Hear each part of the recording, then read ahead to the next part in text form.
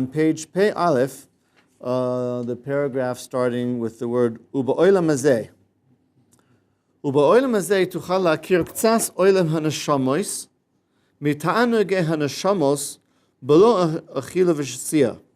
He's saying, based on the previous point about discussing things having to do with the pleasure of the world to come and how that's totally different from any type of physical worldly pleasure we have here in our present existence.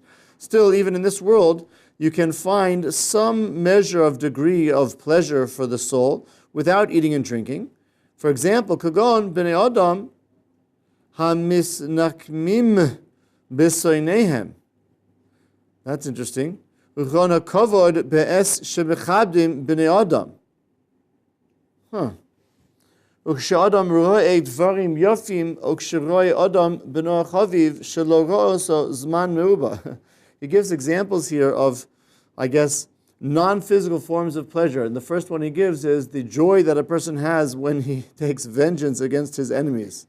Kagon b'nei adam hamisnakmim b'soinehem. I mean, we're not supposed to take vengeance, but perhaps he's talking about if a person nevertheless does take vengeance, there's a certain type of non-physical pleasure that the person experiences, although we would associate that with a negative form of pleasure, but perhaps the point is not so much positive or negative, but non-physical. Or, for example, the honor that one gets at the time that that people give him honor. It's a very good feeling. Or a person who sees very beautiful things, aesthetic pleasure. Or the feeling that a person has when he sees his beloved son after not having seen him for a very long time. Or if he hears other forms of good news. In all of these examples, and many more, a person has pleasure without having food or drink. So he's trying to delineate certain non-physical pleasures. I don't know why he has to do this, because I would think from what he said in the paragraph that we saw yesterday, that even non-physical forms of pleasure in this world still pale in comparison to the pleasure a person would have in the world to come. If this non-physical form of pleasure can be experienced in the physical world of bodies, where we see that something non-physical, meaning the soul, derives benefit from these things. Here you can extrapolate the type of joy the soul will feel when it's elevated to the heaven of heavens. And it will delight in the illuminance of the supernal realm, and through the eminence of the divine presence. This form of enjoyment cannot be described in any way. And it can't be compared to any pleasure in this world. Rather, as was said by the prophet,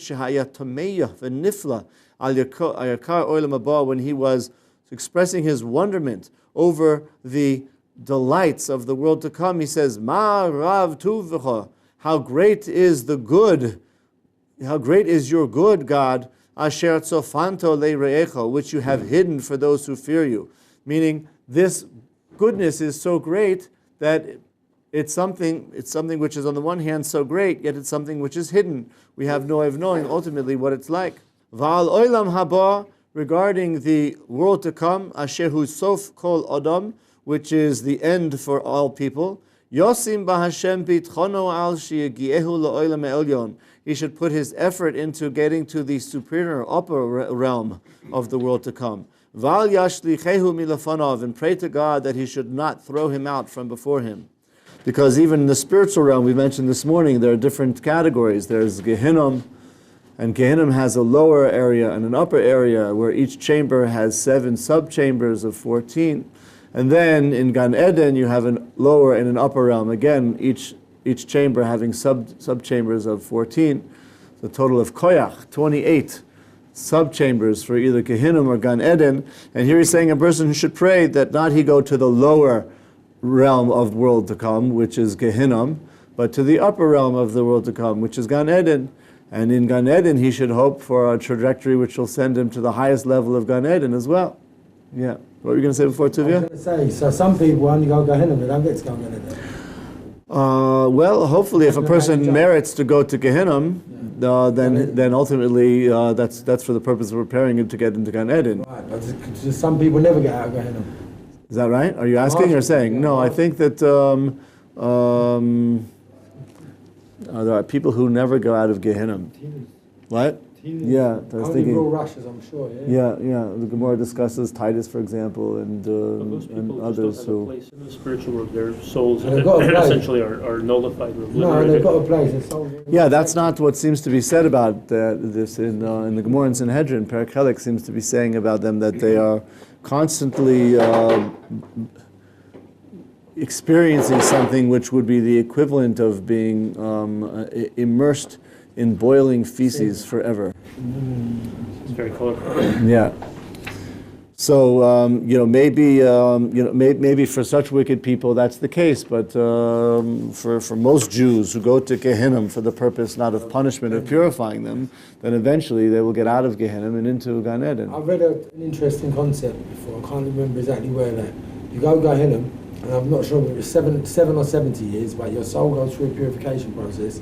And if you can't be purified, your soul gets cut off completely. There's such an experience for the soul called karas, being cut off completely, and that I think would happen before going to Gehenna instead of going to Gehenna.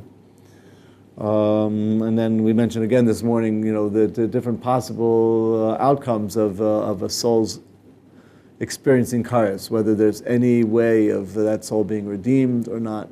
It's something that Nefesh HaChaim discusses in depth, saying, and other Kabbalistic works talk about how karas is specifically referring to nefesh, and there are certain tikkunim that can take place even for the nefesh,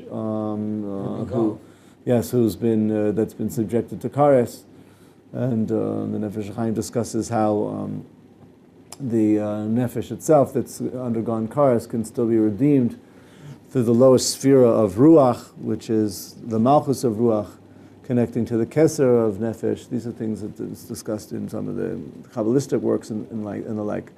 But in any case, generally speaking, in nikrasa nefesh ahim means that nefesh will be cut off forever.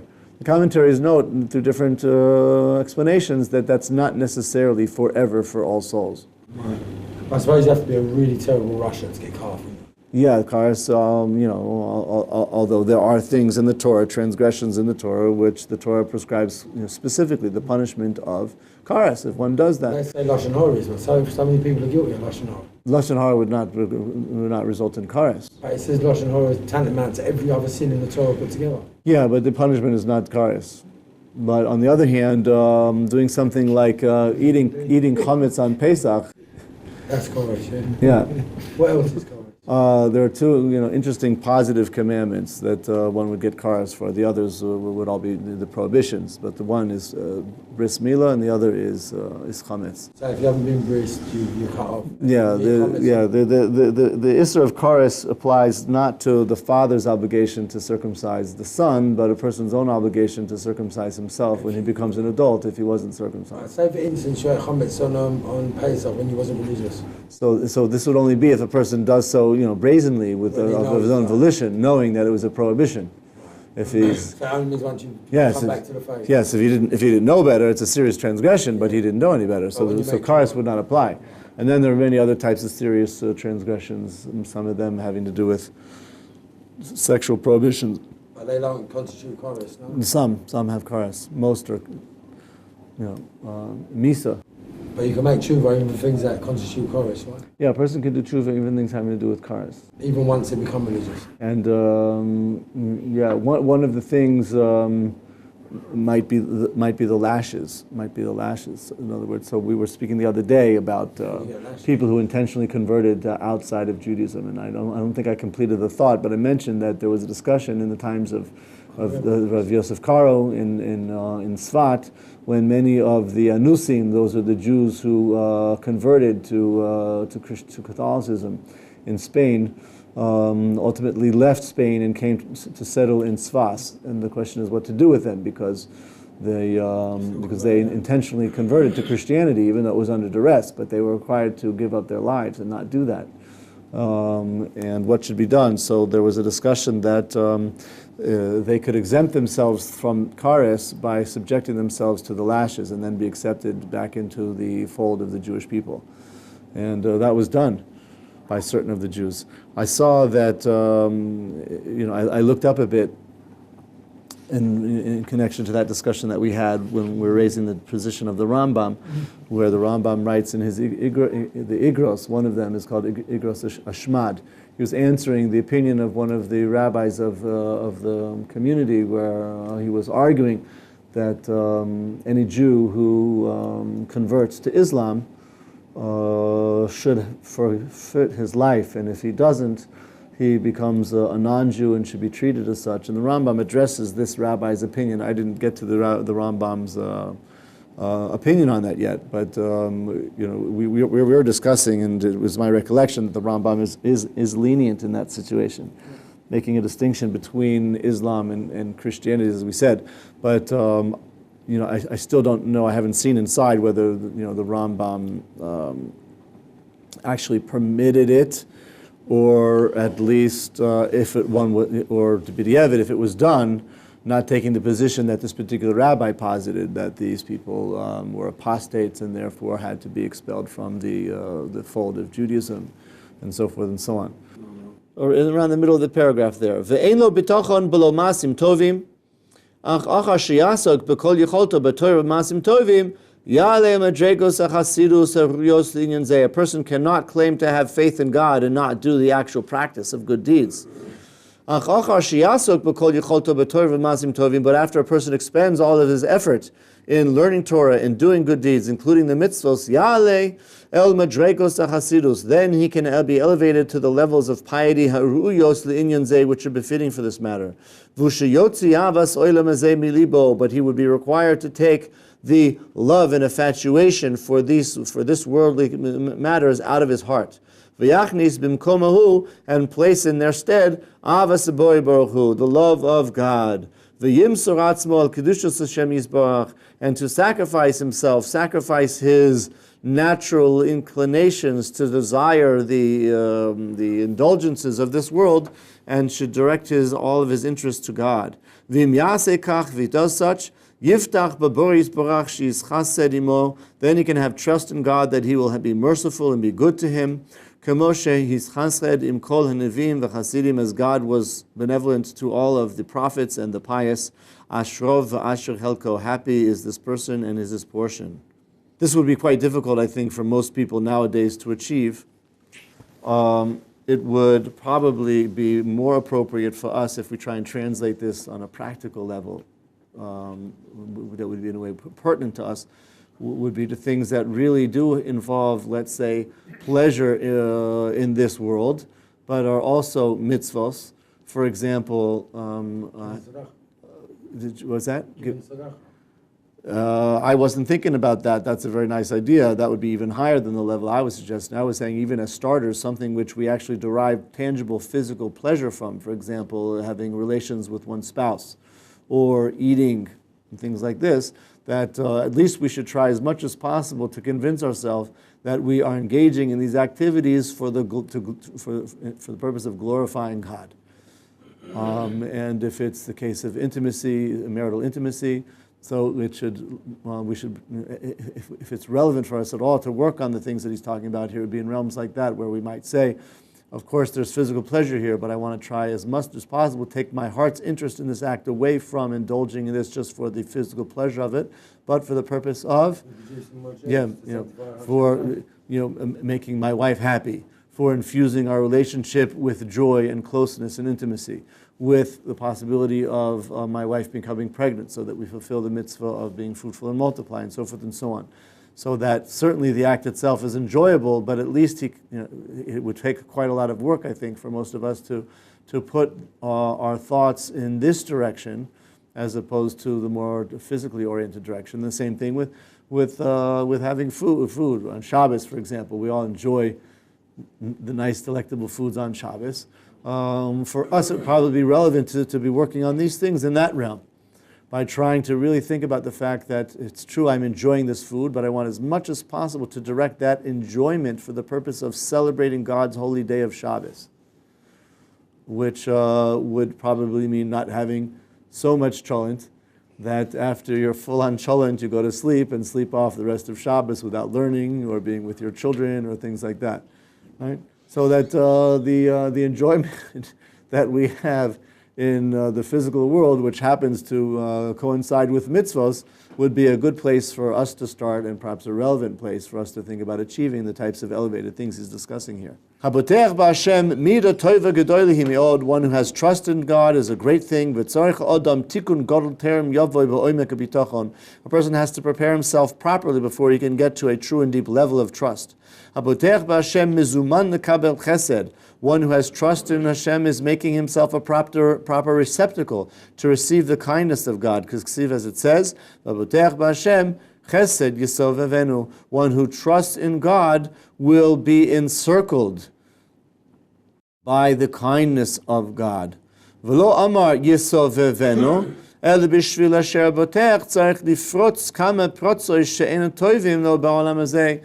the reason why King David, in the verse in Tehillim that this is quoted from, uses specific terminology of surrounding him is because a person who has trust in God has to break through several breaches which are not good for him in this world. And so it's a Rabbi, and he has to sometimes rebuke the community, the public. And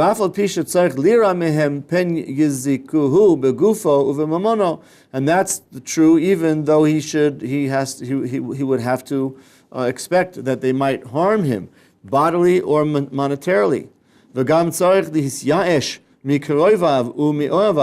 And he also has to give up, in many cases, an overemphasis on the relationship that he has with his relatives and his friends. Why? Because he is dedicated solely to the service of Hashem, and therefore that means he's going to have to forego farewell parties, nights out on the town with his friends for a beer, forego spending an inordinate amount of time with his children, playing piggyback or whatever.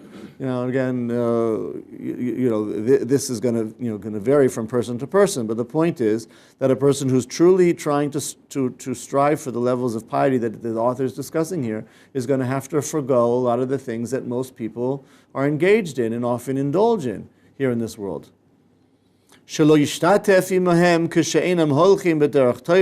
And to refrain from joining together with folks when they're going in a way which is not good, and not to flatter them, meaning to condone the things they're doing. And he'll also have to give up many engagements in this world, and to distance his heart from many of the fleeting matters of this world, and to be engaged in Torah, because it's a lot of fun to go hiking up Masada. But sometimes you have to forgo the field trip in order to learn Torah. It's not an easy thing to do. Everybody's going, everybody's excited, everybody's thrilled, a busload of people. Yeah, and to be, the one guy who stays behind it's not always easy. Yeah. And it's for this reason that the verse says specifically that the kindness of God will surround him. I suppose what he's saying is because there are all types of distractions which he's going to have to break through in order to achieve this, and therefore in the merit of his making these breaches in order to become disencumbered from attaining this level of piety, God will therefore surround him with this protective wall of kindness. Faith, he says, is impossible without trust, is impossible without belief. He's going back to a point we discussed way at the beginning, remember? I think you raised the point specifically, Dimitri, which came first. So we made the distinction, I think Emmanuel also explored this idea, that Emunah is belief, and bitachon is the application of that belief. That's the trust. So you can believe in God, but not necessarily have trust that everything will be okay. Therefore, it's impossible to have, right? So I think one of you guys made the point. Therefore, it seems that from which you can extrapolate that it's possible to have belief without trust, but it's impossible to have trust without belief. And that's what he says here. Trust is impossible without belief. It says, they will have trust in you, those who know your name. Meaning, first, you have to know God's name. You have to know something about God. Then you can come to trust Him. Those who know God's great name, and they are familiar with His greatness and His strength, and they believe in God with all of their heart, they can have trust in God. Because trust and belief, they are like partners. If there's no belief, ein bitachon. However, he doesn't go the other way around and say ein bitachon and emuna. Ve'emuna rosh haTorah. And furthermore, he says belief is like the pinnacle of the Torah. It says, Anochi Hashem Elokecha, I am God, your God. The first of the commandments. Lo hiye lecha Elohim achirim. You may not have any other gods beside me. Of course, here you're supposed to say Elohim and not Elokim, because you're referring to gods other than God, and therefore you refer to them in their mundane form of Elohim. You have no other gods aside from me. That's the first commandment. So it all starts with that. Vim lo ma'amin, if he does not believe, ma yo'il taroso. So what's the point of his Torah? Uvizman she'odam ma'amin mi'omek alev. This is certainly ideally true. However, practically, certainly in our generation, it's certainly acceptable / tolerable to have Torah knowledge without belief, if it's somebody who was raised with no belief whatsoever and is in the process of exploring whether there is any basis for belief, and in the meantime he or she is exposing himself to ideas of Torah. So during that interim period, a person might have Torah knowledge and not yet have any belief. So, I mean, he's saying ideally, of course, what's the point of having Torah knowledge with no belief? But still, there is the possibility, like I said, a person who's searching might still have Torah without belief. The person's in the process of using the Torah knowledge to acquire belief. In any case, when a person has belief from the depth of his heart, that God will fulfill everything that's in the Torah, to hold accountable one who has transgressed, and to pay reward to those who fulfill the Torah, as shomer Torah, then he will fulfill the Torah because he realizes, he accepts, he believes that there is ramifications either for good or for bad, for either keeping the Torah or not. Kikol ha-genovim v'hagazlonim, all of the thieves, imayu yodim bevadai shehiyu neherogin al ginevasam, if they knew that they would be put to death for their theft, and they couldn't get away, meaning a person who steals, it's only because he thinks he is going to somehow get away with it without being held accountable. But if it was clear to him that he would be caught and be held accountable, he would not do it. He's just pointing out, therefore, that if a person had a clear belief that there's no escape from Hashem, Hashem is aware of, as it were, sees everything that you do, say, and even think. So if a person had a true, heartfelt, palpable belief that this was the case, that would be a method of preventing himself from doing, saying, or even thinking anything that was incorrect.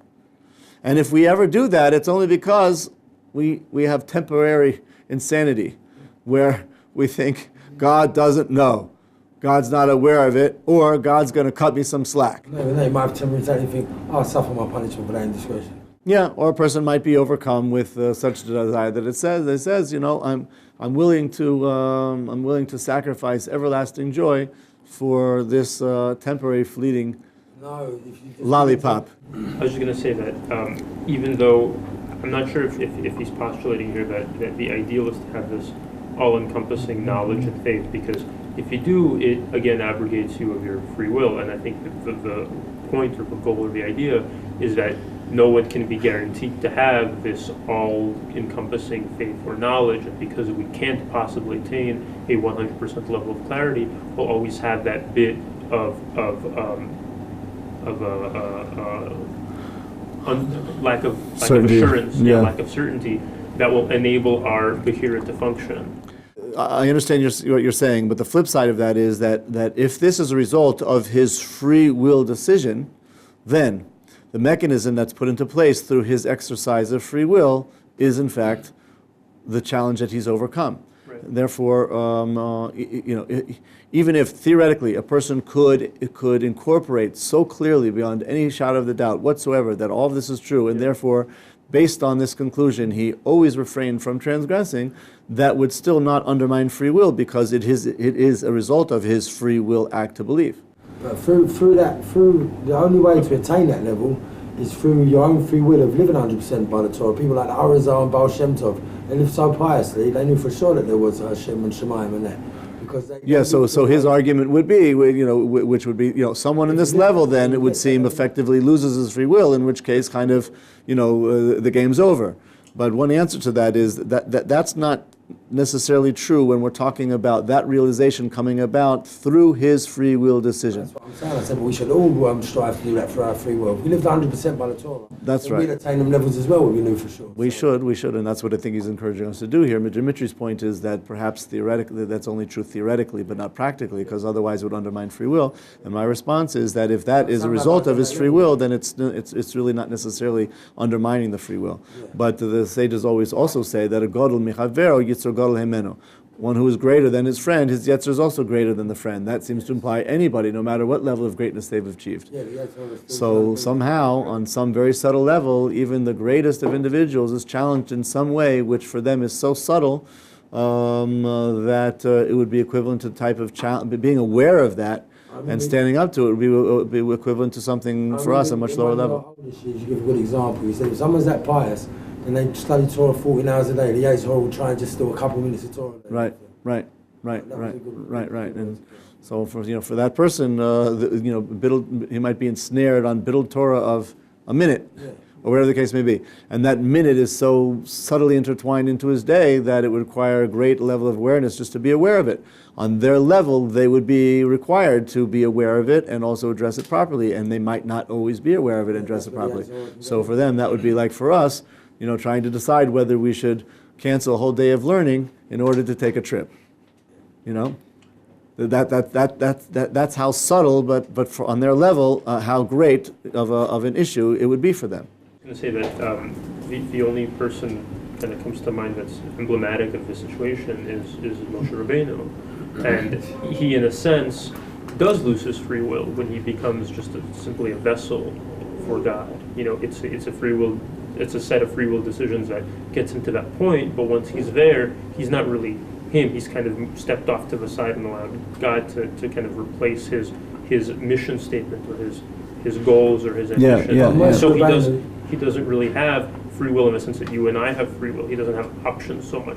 However, to your point, that even somebody on that high level, and we don't have anybody on a higher level in Jewish history, still, we know that he sins, and we know that his sin, even though it's from our perspective infinitesimally small, hitting the rock, it's of great magnitude, and it's very negative. And this is the concept of the higher up you are, but the bigger they are, the harder they fall. Punishment they got just for the rock.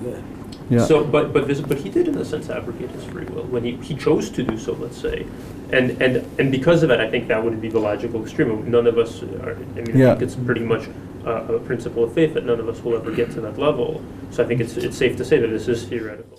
But I'm just adding the point that if a person is at that point because he's made the free will decision to be there, so everything that happens afterwards is along the trajectory of free will. So that even there he would be rewarded for acting upon free will, even though at that point he might be hollow. If, in the analogy here, a thief had a palpable, real expectation that he would be caught, then he wouldn't do it. And that's why we should be aiming as much as possible to incorporate this very palpable message that God is aware of everything that we do, say, and think, and therefore use that as a safeguard from transgressing.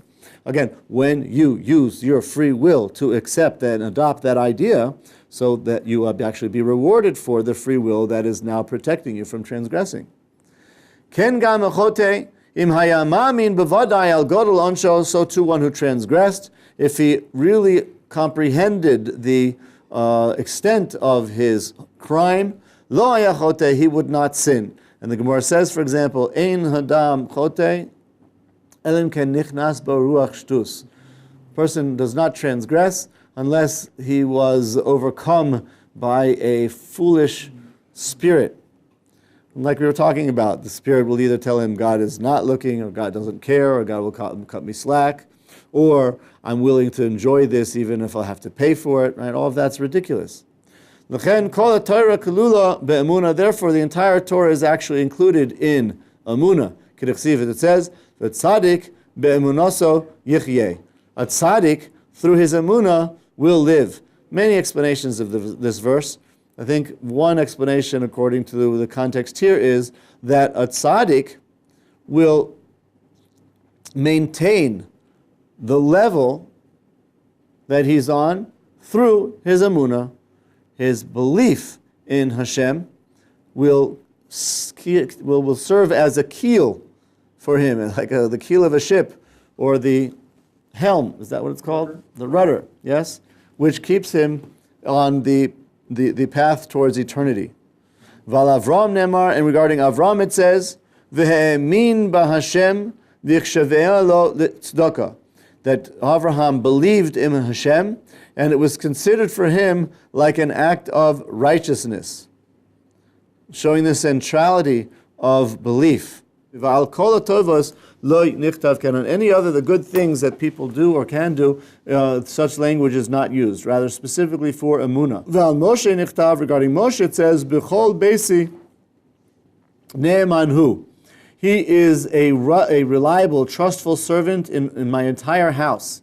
V'amrinan b'midrash, and we say in the midrash regarding this, G'doy le'emunah lifnei HaKadosh Baruch Hu, great is belief before God, shebeschus emunah shehe'eminu avosenu, in the merit of the belief that our forefathers had in God, sharaso aleim ruach hakodesh, the divine presence rested among them. V'amru shira, and they sang song, meaning prophetic song. Shenemar, it says, v'yaminu ba'Hashem, they, the Jewish people, after crossing the Reed Sea and seeing the great miracles there, about which the Talmud says that even the lowest maidservant among the Jewish people saw God palpably and said, Ze Keili, this is my God. So in the manner of this Amunah, they all had the divine presence rest upon them, and they merited having this prophetic experience, which they broke out in song and praise for Hashem.